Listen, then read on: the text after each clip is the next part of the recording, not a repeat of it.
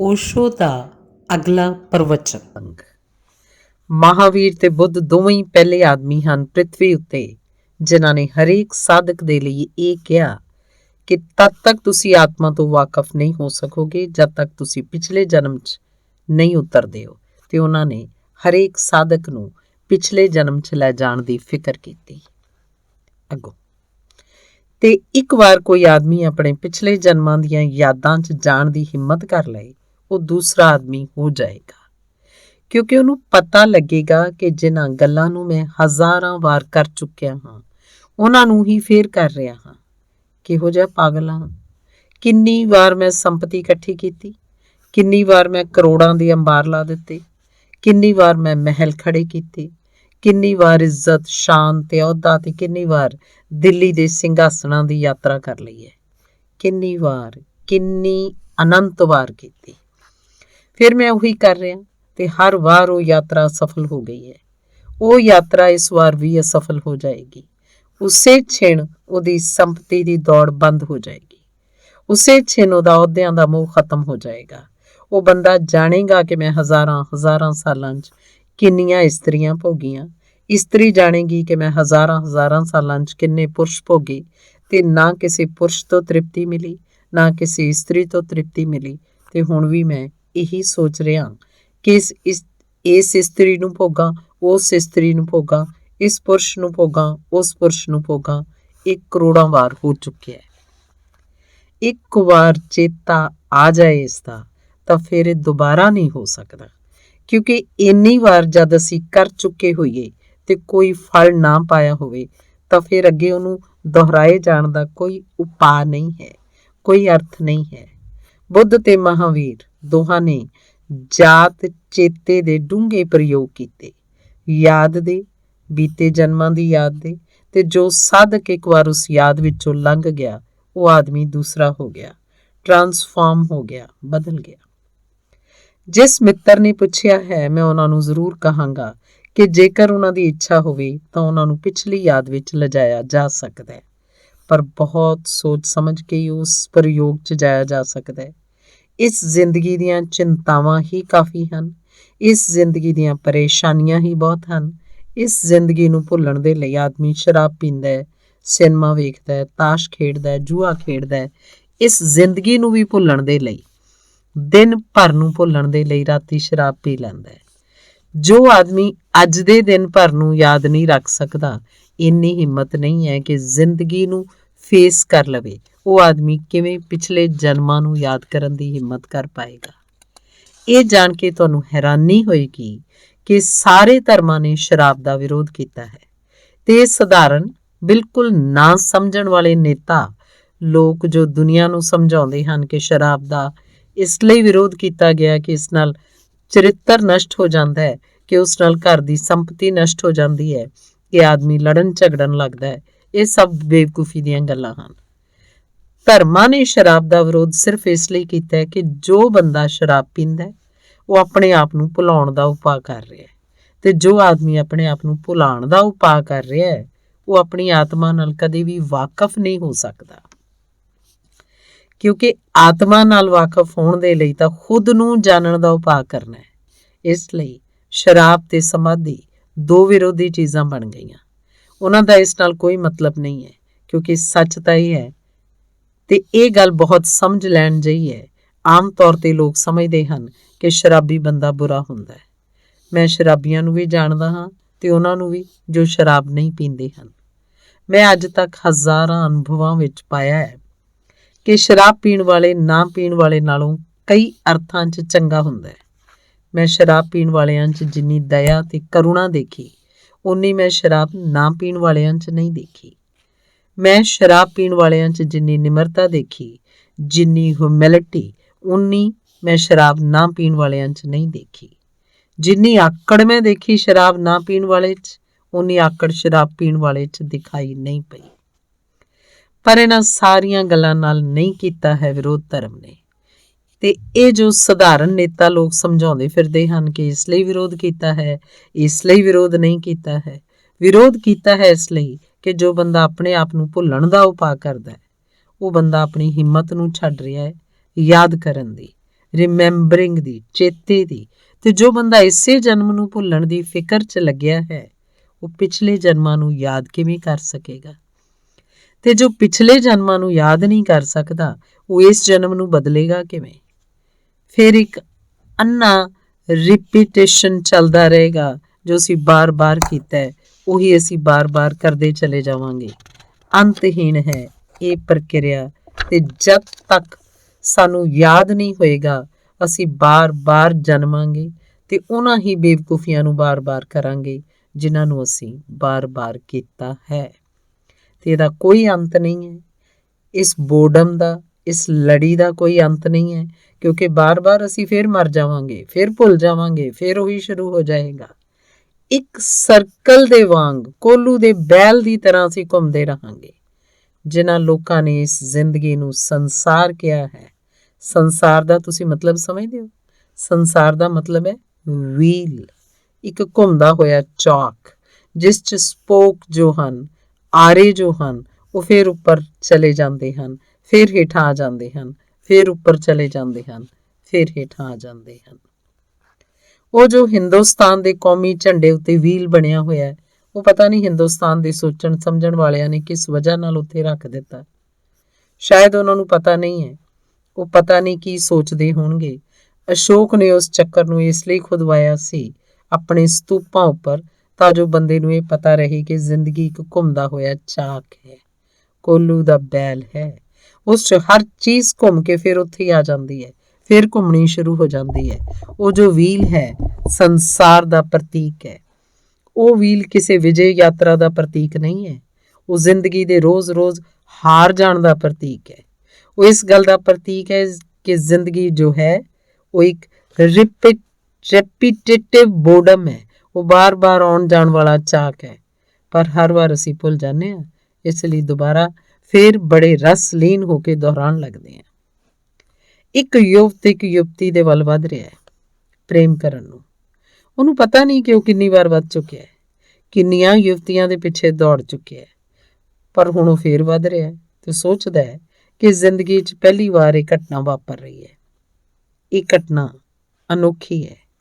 ਇਹ ਅਨੋਖੀ ਘਟਨਾ ਬਹੁਤ ਵਾਰ ਵਾਪਰ ਚੁੱਕੀ ਹੈ ਤੇ ਜੇਕਰ ਉਹਨੂੰ ਪਤਾ ਲੱਗ ਜਾਏ ਤਾਂ ਉਹਦੀ ਹਾਲਤ ਉਹੋ ਜਿਹੀ ਹੋ ਜਾਏਗੀ ਜਿਹੋ ਜਿਹੀ ਕਿਸੇ ਆਦਮੀ ਦੀ ਇੱਕ ਹੀ ਫਿਲਮ ਨੂੰ 10-25 ਵਾਰ ਵੇਖ ਕੇ ਹੋ ਜਾਂਦੀ ਹੈ। ਜੇਕਰ ਤੁਸੀਂ ਅੱਜ ਫਿਲਮ ਦੇਖ ਗਏ ਹੋ ਤਾਂ ਗੱਲ ਹੋਰ ਹੈ, ਕੱਲ ਵੀ ਤੁਹਾਨੂੰ ਲਿਜਾਇਆ ਜਾਏ ਤਾਂ ਤੁਸੀਂ ਬਰਦਾਸ਼ਤ ਕਰ ਲਓਗੇ। ਤੀਜੇ ਦਿਨ ਤੁਸੀਂ ਕਹਿਣ ਲੱਗੋਗੇ ਮਾਫ ਕਰਨਾ, ਹੁਣ ਮੈਂ ਨਹੀਂ ਜਾਣਾ ਚਾਹੁੰਦਾ।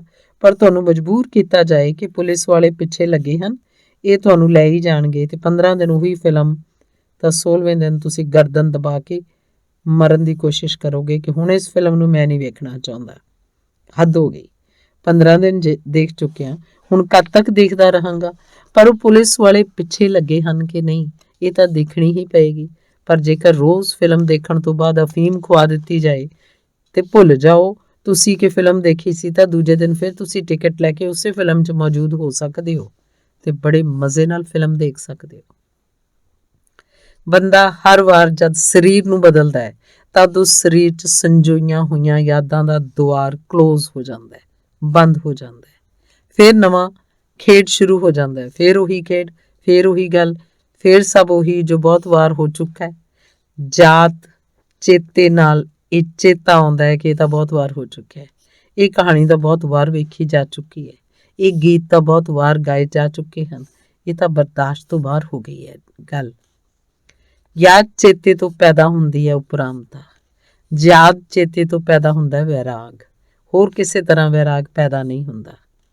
ਵੈਰਾਗ ਪੈਦਾ ਹੁੰਦਾ ਯਾਦ ਚੇਤੇ ਤੋਂ, ਰਿਮੈਂਬਰਿੰਗ ਆਫ ਦਾ ਪਾਸਟ, ਉਹ ਜੋ ਬੀਤ ਗਏ ਜਨਮ ਹਨ ਉਹਨਾਂ ਦੀ ਯਾਦ ਤੋਂ। ਤੇ ਇਸੇ ਲਈ ਦੁਨੀਆ 'ਚ ਵੈਰਾਗ ਘੱਟ ਹੋ ਗਿਆ ਕਿਉਂਕਿ ਪਿਛਲੇ ਜਨਮਾਂ ਦਾ ਕੋਈ ਚੇਤਾ ਨਹੀਂ, ਕੋਈ ਉਪਾਅ ਨਹੀਂ।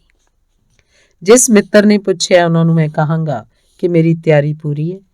ਮੈਂ ਜੋ ਵੀ ਕਹਿ ਰਿਹਾ ਉਹਨੂੰ ਸਿਰਫ ਇਸ ਲਈ ਨਹੀਂ ਕਹਿ ਰਿਹਾ ਕਿ ਮੇਰੇ ਲਈ ਉਹ ਕੋਈ ਸਿਧਾਂਤ ਹੈ। ਮੈਂ ਜੋ ਵੀ ਕਹਿ ਰਿਹਾ ਇੱਕ ਇੱਕ ਸ਼ਬਦ ਉੱਤੇ ਜ਼ਿੱਦ ਦੇ ਨਾਲ ਪ੍ਰਯੋਗ ਕਰਨ ਦੀ ਮੇਰੀ ਤਿਆਰੀ ਹੈ। ਹੋਰ ਕਿਸੇ ਵੀ ਆਦਮੀ ਦੀ ਤਿਆਰੀ ਹੋਵੇ ਤਾਂ ਮੈਨੂੰ ਬਹੁਤ ਖੁਸ਼ੀ ਹੋਏਗੀ।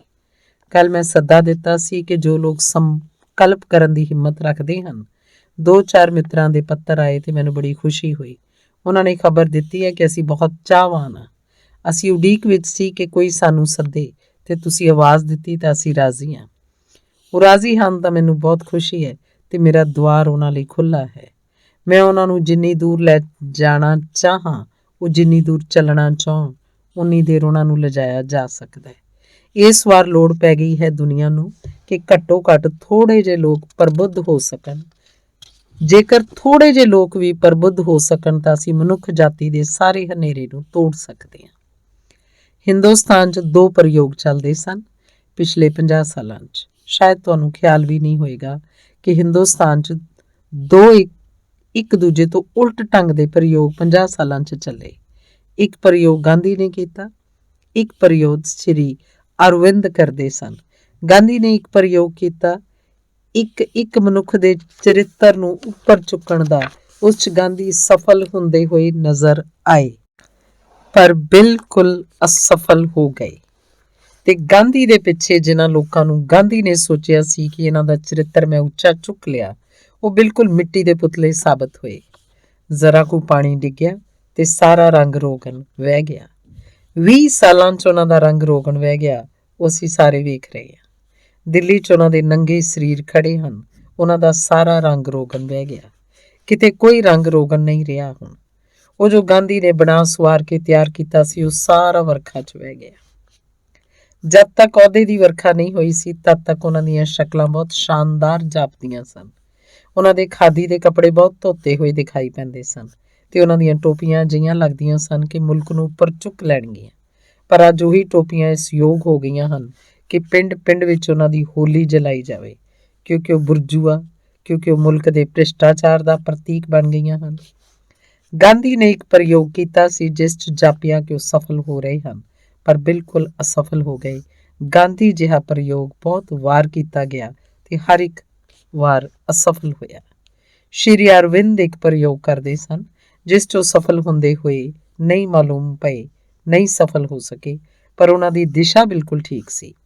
ਉਹ ਇਹ ਪ੍ਰਯੋਗ ਕਰ ਰਹੇ ਸਨ ਕਿ ਕੀ ਇਹ ਸੰਭਵ ਹੈ ਕਿ ਥੋੜ੍ਹੀਆਂ ਜਿਹੀਆਂ ਆਤਮਾਵਾਂ ਇੰਨੀਆਂ ਉੱਪਰ ਉੱਠ ਜਾਣ ਕਿ ਉਹਨਾਂ ਦੀ ਮੌਜੂਦਗੀ, ਉਹਨਾਂ ਦੀ ਪ੍ਰੈਜ਼ੈਂਸ ਦੂਸਰੀਆਂ ਆਤਮਾਵਾਂ ਨੂੰ ਉੱਪਰ ਚੁੱਕਣ ਲੱਗੇ ਤੇ ਪੁਕਾਰਨ ਲੱਗੇ ਤੇ ਦੂਸਰੀਆਂ ਆਤਮਾਵਾਂ ਉੱਪਰ ਉੱਠਣ ਲੱਗਣ। ਕੀ ਇਹ ਸੰਭਵ ਹੈ ਕਿ ਇੱਕ ਮਨੁੱਖ ਦੀ ਆਤਮਾ ਉੱਪਰ ਉੱਠੇ ਤਾਂ ਉਹਦੇ ਨਾਲ ਪੂਰੀ ਮਨੁੱਖ ਜਾਤੀ ਦੀ ਆਤਮਾ ਦਾ ਪੱਧਰ ਉੱਪਰ ਉੱਠ ਜਾਏ? ਇਹ ਨਾ ਸਿਰਫ ਸੰਭਵ ਹੈ, ਬਲਕਿ ਸਿਰਫ ਇਹੀ ਸੰਭਵ ਹੈ। ਦੂਜੀ, ਅੱਜ ਕੋਈ ਗੱਲ ਸਫਲ ਨਹੀਂ ਹੋ ਸਕਦੀ। ਅੱਜ ਬੰਦਾ ਤਾਂ ਇੰਨਾ ਹੇਠਾਂ ਡਿੱਗ ਚੁੱਕਿਆ ਹੈ ਕਿ ਜੇਕਰ ਅਸੀਂ ਇਹ ਫਿਕਰ ਕੀਤਾ ਕਿ ਅਸੀਂ ਇੱਕ ਬੰਦੇ ਨੂੰ ਬਦਲਾਂਗੇ ਤਾਂ ਸ਼ਾਇਦ ਇਹ ਬਦਲਾਅ ਕਦੇ ਨਹੀਂ ਹੋਏਗਾ, ਬਲਕਿ ਜੋ ਬੰਦਾ ਉਹਨਾਂ ਨੂੰ ਬਦਲਣ ਜਾਏਗਾ, ਉਹਨਾਂ ਦੇ ਸਤ ਸੰਗ 'ਚ ਉਹਦੇ ਖੁਦ ਦੇ ਬਦਲ ਜਾਣ ਦੀ ਸੰਭਾਵਨਾ ਵੱਧ ਹੈ। ਉਹਦੇ ਬਦਲ ਜਾਣ ਦੀ ਸੰਭਾਵਨਾ ਵੱਧ ਹੈ ਕਿ ਉਹ ਵੀ ਉਹਨਾਂ ਦੇ ਨਾਲ ਭ੍ਰਿਸ਼ਟ ਹੋ ਜਾਵੇ। ਤੁਸੀਂ ਦੇਖਦੇ ਹੋ ਜਿੰਨੇ ਜਨਤਾ ਦੇ ਸੇਵਕ ਜਨਤਾ ਦੀ ਸੇਵਾ ਕਰਨ ਜਾਂਦੇ ਹਨ, ਥੋੜੇ ਹੀ ਦਿਨਾਂ 'ਚ ਪਤਾ ਲੱਗਦਾ ਹੈ ਕਿ ਉਹੀ ਜਨਤਾ ਦੀ ਜੇਬ ਕੱਟਣ ਵਾਲੇ ਸਾਬਤ ਹੋ ਰਹੇ ਹਨ। ਉਹ ਗਏ ਸਨ ਸੇਵਾ ਕਰਨ, ਉਹ ਗਏ ਸਨ ਲੋਕਾਂ ਨੂੰ ਸੁਧਾਰਨ। ਥੋੜੇ ਦਿਨਾਂ 'ਚ ਪਤਾ ਲੱਗਦਾ ਹੈ ਕਿ ਲੋਕ ਉਹਨਾਂ ਨੂੰ ਸੁਧਾਰਨ ਦਾ ਵਿਚਾਰ ਕਰ ਰਹੇ ਹਨ। ਨਹੀਂ, ਇਹ ਨਹੀਂ ਹੋ ਸਕਦਾ। ਦੁਨੀਆ ਦਾ, ਮਨੁੱਖ ਜਾਤੀ ਦੀ ਚੇਤਨਾ ਦਾ ਇਤਿਹਾਸ ਇਹ ਕਹਿੰਦਾ ਹੈ ਕਿ ਦੁਨੀਆ ਦੀ ਚੇਤਨਾ ਕਿਸੇ ਸਮਿਆਂ 'ਚ ਇੱਕਦਮ ਉੱਪਰ ਉੱਠ ਗਈ। ਤੁਹਾਨੂੰ ਸ਼ਾਇਦ ਅੰਦਾਜ਼ਾ ਨਾ ਹੋਵੇ, 2500 ਸਾਲ ਪਹਿਲਾਂ ਹਿੰਦੁਸਤਾਨ 'ਚ ਬੁੱਧ ਹੋਏ, ਮਹਾਵੀਰ ਹੋਏ, ਸੂਝਵਾਨ ਕਾਤਿਆਇਨ ਹੋਇਆ, ਮੱਖਲੀ ਗੋਸ਼ਾਲ ਹੋਇਆ, ਸੰਜੇ ਵੇਲਠੀ ਪੁੱਤਰ ਹੋਇਆ, ਯੂਨਾਨ ਵਿੱਚ ਸੁਕਰਾਤ ਹੋਇਆ, ਪਲੇਟੋ ਹੋਇਆ, ਅਰਸਤੂ ਹੋਇਆ, ਪਲੇਟੀਨਸ ਹੋਇਆ, ਚੀਨ ਵਿੱਚ ਲਾਓਤਸੇ ਹੋਇਆ, ਕਨਫਿਊਸ਼ੀਅਸ ਹੋਇਆ, ਚੁਆਂਗਤਸੇ ਹੋਇਆ। 2500 ਸਾਲ ਪਹਿਲਾਂ ਸਾਰੀ ਦੁਨੀਆ 'ਚ ਕੁਝ 10-15 ਲੋਕ ਇੰਨੀ ਕੀਮਤ ਦੇ ਹੋਏ ਕਿ ਉਹਨਾਂ 100 ਸਾਲਾਂ 'ਚ ਦੁਨੀਆ ਦੀ ਚੇਤਨਾ ਇੱਕਦਮ ਆਕਾਸ਼ ਛੂਹਣ ਲੱਗੀ। ਸਾਰੀ ਦੁਨੀਆ ਦਾ ਸੁਨਹਿਰੀ ਯੁੱਗ ਆ ਗਿਆ। ਅਜਿਹਾ ਲੱਗਿਆ ਇੰਨੀ ਸੂਝਵਾਨ ਆਤਮਾ ਮਨੁੱਖ ਦੀ ਕਦੇ ਪ੍ਰਗਟ ਨਹੀਂ ਹੋਈ ਸੀ। ਮਹਾਵੀਰ ਦੇ ਨਾਲ 50,000 ਲੋਕ ਦੀਵਿਆਂ ਵਾਂਗ ਜਗ ਗਏ ਤੇ ਪਿੰਡ ਪਿੰਡ ਘੁੰਮਣ ਲੱਗੇ। ਬੁੱਧ ਦੇ ਨਾਲ ਹਜ਼ਾਰਾਂ ਭਿਕਸ਼ੂ ਖੜੇ ਹੋ ਗਏ ਤੇ ਉਹਨਾਂ ਦੀ ਰੌਸ਼ਨੀ ਤੇ ਉਹਨਾਂ ਦੀ ਜੋਤ ਪਿੰਡ ਪਿੰਡ ਨੂੰ ਜਗਾਉਣ ਲੱਗੀ। ਜਿਸ ਪਿੰਡ 'ਚ ਬੁੱਧ ਆਪਣੇ 10,000 ਭਿਕਸ਼ੂਆਂ ਨੂੰ ਲੈ ਕੇ ਪਹੁੰਚ ਜਾਂਦੇ, 3 ਦਿਨ ਦੇ ਅੰਦਰ ਉਸ ਪਿੰਡ ਦੀ ਹਵਾ ਦੇ ਅਣੂ ਬਦਲ ਜਾਂਦੇ। ਜਿਸ ਪਿੰਡ 'ਚੋਂ 10,000 ਭਿਕਸ਼ੂ ਬੈਠ ਜਾਂਦੇ, ਜਿਸ ਪਿੰਡ 'ਚੋਂ 10,000 ਭਿਕਸ਼ੂ ਪ੍ਰਾਰਥਨਾ ਕਰਨ ਲੱਗਦੇ, ਉਸ ਪਿੰਡ ਤੇ ਜਿਵੇਂ ਹਨੇਰਾ ਮਿਟ ਜਾਂਦਾ, ਜਿਵੇਂ ਉਸ ਪਿੰਡ 'ਚ ਪ੍ਰਾਰਥਨਾ ਛਾ ਜਾਂਦੀ, ਜਿਵੇਂ ਉਸ ਪਿੰਡ ਦੇ ਹਿਰਦੇ 'ਚ ਕੁਝ ਫੁੱਲ ਖਿੜਨ ਲੱਗਦੇ ਜੋ ਕਦੀ ਨਹੀਂ ਖਿੜੇ ਸਨ। ਕੁਝ ਥੋੜੇ ਜਿਹੇ ਲੋਕ ਉੱਠੇ ਉੱਪਰ ਤੇ ਉਹਨਾਂ ਦੇ ਨਾਲ ਹੀ ਹੇਠਾਂ ਦੇ ਲੋਕਾਂ ਦੀਆਂ ਅੱਖਾਂ ਉੱਪਰ ਉੱਠੀਆਂ। ਹੇਠਾਂ ਦੇ ਲੋਕਾਂ ਦੀਆਂ ਅੱਖਾਂ ਤਦੇ ਉੱਪਰ ਉੱਠਦੀਆਂ ਹਨ ਜਦ ਉੱਪਰ ਦੇਖਣ ਯੋਗ ਕੁਝ ਹੋਵੇ। ਉੱਪਰ ਦੇਖਣ ਯੋਗ ਕੁਝ ਵੀ ਨਹੀਂ ਹੈ, ਹੇਠਾਂ ਦੇਖਣ ਯੋਗ ਬਹੁਤ ਕੁਝ ਹੈ। ਜੋ ਬੰਦਾ ਜਿੰਨਾ ਹੇਠਾਂ ਉਤਰ ਜਾਂਦਾ ਹੈ ਉਨਾ ਵੱਡਾ ਮਕਾਨ ਬਣਾ ਲੈਂਦਾ ਹੈ। ਜੋ ਬੰਦਾ ਜਿੰਨਾ ਹੇਠਾਂ ਉਤਰ ਜਾਂਦਾ ਹੈ ਉਨੀ ਵੱਡੀ ਤਿਜੋਰੀ ਬਣਾ ਲੈਂਦਾ ਹੈ। ਜੋ ਬੰਦਾ ਜਿੰਨਾ ਹੇਠਾਂ ਉਤਰ ਜਾਂਦਾ ਹੈ ਉਨੀ ਵਧੀਆ ਕੈਡਿਲਕ ਖਰੀਦ ਲਿਆਉਂਦਾ ਹੈ। ਤਾਂ ਹੇਠਾਂ ਦੇਖਣ ਯੋਗ ਬਹੁਤ ਕੁਝ ਹੈ। ਦਿੱਲੀ ਬਿਲਕੁਲ ਖੱਡੇ 'ਚ ਵਸ ਗਈ ਹੈ, ਬਿਲਕੁਲ ਹੇਠਾਂ। ਉੱਥੇ ਹੇਠਾਂ ਦੇਖੋ, ਪਤਾਲ ਤਾਂ ਦਿੱਲੀ ਹੈ। ਜਿਸ ਨੇ ਦਿੱਲੀ ਪਹੁੰਚਣਾ ਹੋਵੇ ਉਹਨੂੰ ਪਤਾਲ 'ਚ ਉਤਰਨਾ ਚਾਹੀਦਾ ਹੈ। ਹੇਠਾਂ ਹੇਠਾਂ ਹੇਠਾਂ ਉਤਰਦੇ ਜਾਣਾ ਚਾਹੀਦਾ ਹੈ। ਉੱਪਰ ਦੇਖਣ ਯੋਗ ਕੁਝ ਵੀ ਨਹੀਂ ਹੈ। ਇਸ ਵੱਲ ਦੇਖੋ, ਕੌਣ ਹੈ ਉੱਪਰ? ਤੇ ਇਸ ਤੋਂ ਵੱਡਾ ਦੁਰਭਾਗ ਕੀ ਹੋ ਸਕਦਾ ਹੈ ਕਿ ਉੱਪਰ ਦੇਖਣ ਜਿਹੀਆਂ ਆਤਮਾਵਾਂ ਨਹੀਂ ਹਨ, ਜਿਨ੍ਹਾਂ ਵੱਲ ਦੇਖ ਕੇ ਪ੍ਰਾਣਾਂ 'ਚ ਖਿੱਚ ਉੱਠਦੀ ਹੈ, ਜਿਨ੍ਹਾਂ ਵੱਲ ਵੇਖ ਕੇ ਪ੍ਰਾਣਾਂ 'ਚ ਪ੍ਰਕਾਰ ਉੱਠਦੀ ਹੈ, ਜਿਨ੍ਹਾਂ ਵੱਲ ਵੇਖ ਕੇ ਪ੍ਰਾਣ ਤਿਕਾਰਨ ਲੱਗਦੇ ਹਨ ਖੁਦ ਨੂੰ ਕਿ ਇਹ ਦੀਵਾ ਤਾਂ ਮੈਂ ਵੀ ਹੋ ਸਕਦਾ ਸੀ, ਇਹ ਫੁੱਲ ਤਾਂ ਮੇਰੇ ਅੰਦਰ ਵੀ ਖਿੜ ਸਕਦੇ ਸੀ, ਇਹ ਗੀਤ ਤਾਂ ਮੈਂ ਵੀ ਗਾ ਸਕਦਾ ਸੀ, ਇਹ ਬੁੱਧ, ਇਹ ਮਹਾਵੀਰ ਤੇ ਕ੍ਰਿਸ਼ਨ ਤੇ ਕ੍ਰਾਈਸਟ ਤਾਂ ਮੈਂ ਵੀ ਹੋ ਸਕਦਾ ਸੀ। ਇੱਕ ਵਾਰ ਇਹ ਖਿਆਲ ਆ ਜਾਏ ਕਿ ਮੈਂ ਵੀ ਹੋ ਸਕਦਾ ਸੀ, ਪਰ ਕੋਈ ਹੋਵੇ ਤਾਂ ਸਹੀ ਜਿਹਨੂੰ ਦੇਖ ਕੇ ਖਿਆਲ ਆ ਜਾਏ, ਤਾਂ ਪ੍ਰਾਣ ਉੱਪਰ ਦੀ ਯਾਤਰਾ ਸ਼ੁਰੂ ਕਰ ਦਿੰਦੇ ਹਨ। ਤੇ ਯਾਦ ਰਹੇ, ਇਹ ਪ੍ਰਾਣ ਹਮੇਸ਼ਾ ਯਾਤਰਾ ਕਰਦੇ ਹਨ। ਜੇਕਰ ਉੱਪਰ ਦੀ ਨਹੀਂ ਕਰਦੇ ਤਾਂ ਹੇਠਾਂ ਦੀ ਕਰਦੇ ਹਨ। ਪ੍ਰਾਣ ਰੁਕਦੇ ਕਦੀ ਨਹੀਂ, ਜਾਂ ਤਾਂ ਉੱਪਰ ਜਾਣਗੇ ਜਾਂ ਹੇਠਾਂ। ਰੁਕਣ ਜਿਹੀ ਕੋਈ ਚੀਜ਼ ਨਹੀਂ ਹੈ, ਠਹਿਰਾ ਜਿਹੀ ਕੋਈ ਚੀਜ਼ ਨਹੀਂ ਹੈ, ਸਟੇਸ਼ਨ ਜਿਹੀ ਕੋਈ ਥਾਂ ਨਹੀਂ ਹੈ ਚੇਤਨਾ ਦੇ ਜਗਤ ਵਿੱਚ ਕਿ ਜਿੱਥੇ ਤੁਸੀਂ ਰੁਕ ਜਾਓ, ਆਰਾਮ ਕਰ ਲਓ, ਜਾਂ ਉੱਪਰ ਜਾਂ ਹੇਠਾਂ। ਜੀਵਨ ਹਰ ਛਿਣ ਗਤੀਮਾਨ ਹੈ, ਉੱਪਰ ਵੱਲ ਚੇਤਨਾਵਾਂ ਖੜੀਆਂ ਕਰਨੀਆਂ ਹਨ। ਮੈਂ ਸਾਰੀ ਦੁਨੀਆ 'ਚ ਇੱਕ ਅੰਦੋਲਨ ਚਾਹੁੰਦਾ, ਬਹੁਤੇ ਜ਼ਿਆਦਾ ਲੋਕਾਂ ਦਾ ਨਹੀਂ, ਥੋੜੇ ਜਿਹੇ ਹਿੰਮਤੀ ਲੋਕਾਂ ਦਾ, ਜੋ ਪ੍ਰਯੋਗ ਕਰਨ ਨੂੰ ਰਾਜ਼ੀ ਹੋਣ। ਜੇਕਰ 100 ਬੰਦੇ ਹਿੰਦੁਸਤਾਨ 'ਚ ਪ੍ਰਯੋਗ ਕਰਨ ਨੂੰ ਰਾਜ਼ੀ ਹੋਣ ਤੇ 100 ਬੰਦੇ ਤਹਈਆ ਕਰ ਲੈਣ ਇਸ ਗੱਲ ਦਾ ਕਿ ਅਸੀਂ ਹੁਣ ਆਤਮਾ ਨੂੰ ਉਹਨਾਂ ਉਚਾਈਆਂ ਤੱਕ ਲੈ ਜਾਵਾਂਗੇ ਜਿੱਥੋਂ ਤੱਕ ਬੰਦੇ ਦਾ ਜਾਣਾ ਸੰਭਵ ਹੈ, ਤਾਂ 20 ਸਾਲਾਂ 'ਚ ਹਿੰਦੁਸਤਾਨ ਦੀ ਪੂਰੀ ਸ਼ਕਲ ਬਦਲ ਸਕਦੀ ਹੈ। ਵਿਵੇਕਾਨੰਦ ਨੇ ਮਰਦੇ ਸਮੇਂ ਕਿਹਾ ਸੀ ਕਿ ਮੈਂ ਪੁਕਾਰਦਾ ਰਿਹਾ 100 ਲੋਕਾਂ ਨੂੰ, 100 ਲੋਕ ਆ ਜਾਏ, ਪਰ ਉਹ 100 ਲੋਕ ਨਹੀਂ ਆਏ ਤੇ ਮੈਂ ਹਾਰਿਆ ਹੋਇਆ ਮਰ ਰਿਹਾ। ਸਿਰਫ 100 ਲੋਕ ਆ ਜਾਂਦੇ ਤੇ ਮੈਂ ਪੂਰੇ ਦੇਸ਼ ਨੂੰ ਬਦਲ ਦਿੰਦਾ। ਵਿਵੇਕਾਨੰਦ ਪੁਕਾਰਦੇ ਰਹੇ, 100 ਲੋਕ ਨਹੀਂ ਆਏ ਤੇ ਮੈਂ ਇਹ ਤੈਅ ਕੀਤਾ ਕਿ ਮੈਂ ਪੁਕਾਰਾਂਗਾ ਨਹੀਂ, ਪਿੰਡ ਪਿੰਡ 'ਚ ਲੱਭਾਂਗਾ, ਅੱਖ ਅੱਖ 'ਚ ਝਾਕਾਂਗਾ ਕਿ ਉਹ ਕੌਣ ਆਦਮੀ ਹੈ। ਜੋ ਆਦਮੀ ਜੇਕਰ ਪੁਕਾਰਨ ਨਾਲ ਨਹੀਂ ਆਉਂਦਾ ਤਾਂ ਉਹਨੂੰ ਖਿੱਚ ਕੇ ਲਿਆਉਣਾ ਪਏਗਾ। ਜੇਕਰ 100 ਲੋਕਾਂ ਨੂੰ ਵੀ ਲਿਆਂਦਾ ਜਾ ਸਕੇ ਤਾਂ ਇਹ ਮੈਂ ਤੁਹਾਨੂੰ ਯਕੀਨ ਦਿਵਾਉਣਾ ਕਿ ਉਹਨਾਂ 100 ਲੋਕਾਂ ਦੀਆਂ ਉੱਠਦੀਆਂ ਹੋਈਆਂ ਆਤਮਾਵਾਂ ਇੱਕ ਐਵਰੈਸਟ ਦੀ ਤਰ੍ਹਾਂ, ਇੱਕ ਗੌਰੀ ਸ਼ੰਕਰ ਦੀ ਤਰ੍ਹਾਂ ਖੜੀਆਂ ਹੋ ਜਾਣਗੀਆਂ ਤੇ ਪੂਰੇ ਮੁਲਕ ਦੇ ਪ੍ਰਾਣ ਉਸ ਯਾਤਰਾ 'ਚ ਅੱਗੇ ਵੱਧ ਸਕਦੇ ਹਨ। ਤਾਂ ਜਿਨ੍ਹਾਂ ਮਿੱਤਰਾਂ ਨੂੰ ਮੇਰੀ ਚੁਣੌਤੀ ਠੀਕ ਲੱਗਦੀ ਹੋਵੇ, ਜਿਨ੍ਹਾਂ ਨੂੰ ਸਾਹਸ ਤੇ ਬਲ ਮਾਲੂਮ ਪੈਦਾ ਹੁੰਦਾ ਹੋਵੇ ਕਿ ਜਾਣ ਦੀ ਹਿੰਮਤ ਹੈ, ਉਹ ਰਸਤੇ ਤੇ ਜੋ ਬਹੁਤ ਅਣਜਾਣਿਆ ਹੈ, ਜੋ ਬਹੁਤ ਨਾਵਾਕਫ ਹੈ, ਉਸ ਰਸਤੇ ਤੇ ਉਸ ਸਮੁੰਦਰ 'ਚ ਜਿਹਦਾ ਕੋਈ ਨਕਸ਼ਾ ਨਹੀਂ ਹੈ ਸਾਡੇ ਕੋਲ, ਉਸ ਵਿੱਚ ਜਾਣ ਦੀ ਜਿਸ ਦੀ ਵੀ ਹਿੰਮਤ ਹੋਵੇ, ਜਿਸ ਦਾ ਵੀ ਸਾਹਸ ਹੋਵੇ, ਉਹਨੂੰ ਸਮਝ ਲੈਣਾ ਚਾਹੀਦਾ ਹੈ ਕਿ ਉਸ ਵਿੱਚ ਇੰਨੀ ਹਿੰਮਤ ਤੇ ਸਾਹਸ ਸਿਰਫ ਇਸ ਲਈ ਹੈ ਕਿ ਬਹੁਤ ਡੂੰਘਾਈ 'ਚ ਪਰਮਾਤਮਾ ਨੇ ਉਹਨੂੰ ਪੁਕਾਰਿਆ ਹੋਏਗਾ। ਨਹੀਂ ਤੇ ਇੰਨਾ ਸਾਹਸ ਤੇ ਇੰਨੀ ਹਿੰਮਤ ਨਹੀਂ ਹੋ ਸਕਦੀ ਸੀ। ਮਿਸਰ 'ਚ ਕਿਹਾ ਜਾਂਦਾ ਸੀ ਕਿ ਜਦ ਕੋਈ ਪਰਮਾਤਮਾ ਨੂੰ ਪੁਕਾਰਦਾ ਹੈ ਤਾਂ ਉਹਨੂੰ ਜਾਣ ਲੈਣਾ ਚਾਹੀਦਾ ਹੈ ਕਿ ਉਸ ਤੋਂ ਬਹੁਤ ਪਹਿਲਾਂ ਪਰਮਾਤਮਾ ਨੇ ਉਹਨੂੰ ਪੁਕਾਰ ਲਿਆ ਹੋਏਗਾ, ਨਹੀਂ ਤਾਂ ਪੁਕਾਰ ਹੀ ਪੈਦਾ ਨਹੀਂ ਹੁੰਦੀ। ਜਿਨ੍ਹਾਂ ਦੇ ਅੰਦਰ ਵੀ ਪੁਕਾਰ ਹੈ ਉਹਨਾਂ ਉੱਪਰ ਇੱਕ ਬਹੁਤ ਵੱਡੀ ਜ਼ਿੰਮੇਵਾਰੀ ਹੈ ਅੱਜ ਦੁਨੀਆ ਦੇ ਲਈ। ਅੱਜ ਤਾਂ ਦੁਨੀਆ ਦੇ ਕੋਨੇ-ਕੋਨੇ 'ਚ ਜਾ ਕੇ ਕਹਿਣ ਦੀ ਇਹ ਗੱਲ ਹੈ ਕਿ ਕੁਝ ਥੋੜੇ ਜਿਹੇ ਲੋਕ ਬਾਹਰ ਨਿਕਲ ਆਉਣ ਤੇ ਸਾਰੀ ਜ਼ਿੰਦਗੀ ਨੂੰ ਅਰਪਿਤ ਕਰ ਦੇਣ ਉੱਚਾਈਆਂ ਅਨੁਭਵ ਕਰਨ ਦੇ ਲਈ। ਜ਼ਿੰਦਗੀ ਦੇ ਸਾਰੇ ਸੱਚ, ਜ਼ਿੰਦਗੀ ਦੇ ਅੱਜ ਤੱਕ ਦੇ ਸਾਰੇ ਅਨੁਭਵ ਝੂਠੇ ਹੁੰਦੇ ਜਾ ਰਹੇ ਹਨ। ਜ਼ਿੰਦਗੀ ਦੀਆਂ ਅੱਜ ਤੱਕ ਦੀਆਂ ਜਿੰਨੀਆਂ ਉਚਾਈਆਂ ਸਨ, ਜੋ ਛੂਹੀਆਂ ਗਈਆਂ ਸਨ, ਉਹ ਸਭ ਕਾਲਪਨਿਕ ਹੁੰਦੀਆਂ ਜਾ ਰਹੀਆਂ ਹਨ, ਪੁਰਾਣ ਕਥਾਵਾਂ ਹੁੰਦੀਆਂ ਜਾ ਰਹੀਆਂ ਹਨ। 100-200 ਸਾਲ ਬਾਅਦ ਬੱਚੇ ਇਨਕਾਰ ਕਰ ਦੇਣਗੇ ਕਿ ਬੁੱਧ ਤੇ ਮਹਾਵੀਰ ਤੇ ਕ੍ਰਾਈਸਟ ਜਿਹੇ ਲੋਕ ਨਹੀਂ ਹੋਏ। ਇਹ ਸਭ ਕਹਾਣੀਆਂ ਹਨ। ਇੱਕ ਬੰਦੇ ਨੇ ਤਾਂ ਪੱਛਮ 'ਚ ਇੱਕ ਕਿਤਾਬ ਲਿਖੀ ਹੈ ਤੇ ਉਹਨੇ ਕਿਹਾ ਹੈ ਕਿ ਕ੍ਰਾਈਸਟ ਜਿਹਾ ਆਦਮੀ ਕਦੇ ਨਹੀਂ ਹੋਇਆ। ਇਹ ਸਿਰਫ ਇੱਕ ਪੁਰਾਣਾ ਡਰਾਮਾ ਹੈ ਜੋ ਹੌਲੀ ਹੌਲੀ ਲੋਕ ਭੁੱਲ ਗਏ ਕਿ ਡਰਾਮਾ ਹੈ ਤੇ ਲੋਕ ਸਮਝਣ ਲੱਗੇ ਕਿ ਹਿਸਟਰੀ ਹੈ। ਹੁਣ ਅਸੀਂ ਰਾਮਲੀਲਾ ਖੇਡਦੇ ਹਾਂ। ਅਸੀਂ ਸਮਝਦੇ ਹਾਂ ਕਿ ਰਾਮ ਕਦੇ ਹੋਏ ਤੇ ਇਸ ਲਈ ਅਸੀਂ ਰਾਮਲੀਲਾ ਖੇਡਦੇ ਹਾਂ। 100 ਸਾਲ ਬਾਅਦ ਬੱਚੇ ਕਹਿਣਗੇ ਕਿ ਰਾਮਲੀਲਾ ਖੇਡੀ ਜਾਂਦੀ ਰਹੀ ਤੇ ਲੋਕਾਂ ਨੂੰ ਭਰਮ ਪੈਦਾ ਹੋ ਗਿਆ ਕਿ ਰਾਮ ਕਦੇ ਹੋਏ। ਰਾਮਲੀਲਾ ਪਹਿਲਾਂ ਹੈ ਰਾਮ ਮਗਰੋਂ, ਜਾਂ ਰਾਮਲੀਲਾ ਇੱਕ ਨਾਟਕ ਰਿਹਾ ਹੋਏਗਾ, ਬਹੁਤ ਦਿਨਾਂ ਤੋਂ ਚੱਲਦਾ ਰਿਹਾ, ਕਿਉਂਕਿ ਜਦ ਸਾਡੇ ਸਾਹਮਣੇ ਰਾਮ ਤੇ ਬੁੱਧ ਤੇ ਕ੍ਰਾਈਸਟ ਜਿਹੇ ਆਦਮੀ ਦਿਖਾਈ ਦੇਣ ਬੰਦ ਹੋ ਜਾਣਗੇ ਤਾਂ ਅਸੀਂ ਕਿਵੇਂ ਵਿਸ਼ਵਾਸ ਕਰ ਲਈਏ ਕਿ ਇਹ ਲੋਕ ਕਦੇ ਹੋਏ। ਫਿਰ ਬੰਦੇ ਦਾ ਮਨ ਕਦੇ ਮੰਨਣ ਨੂੰ ਰਾਜ਼ੀ ਨਹੀਂ ਹੁੰਦਾ ਕਿ ਉਸ ਨਾਲੋਂ ਉੱਚੇ ਆਦਮੀ ਵੀ ਹੋ ਸਕਦੇ ਹਨ। ਬੰਦੇ ਦਾ ਮਨ ਇਹ ਮੰਨਣ ਨੂੰ ਕਦੇ ਰਾਜ਼ੀ ਨਹੀਂ ਹੁੰਦਾ ਕਿ ਮੇਰੇ ਤੋਂ ਉੱਚਾ ਵੀ ਕੋਈ ਹੈ। ਹਮੇਸ਼ਾ ਉਹਦੇ ਮਨ 'ਚ ਇਹ ਮੰਨਣ ਦਾ ਮਨ ਹੁੰਦਾ ਹੈ ਕਿ ਮੈਂ ਸਭ ਤੋਂ ਉੱਚਾ ਆਦਮੀ ਹਾਂ। ਆਪਣੇ ਤੋਂ ਉੱਚੇ ਆਦਮੀ ਨੂੰ ਬਹੁਤ ਮਜਬੂਰੀ 'ਚ ਮੰਨਦਾ ਹੈ, ਨਹੀਂ ਤਾਂ ਕਦੇ ਮੰਨਦਾ ਨਹੀਂ।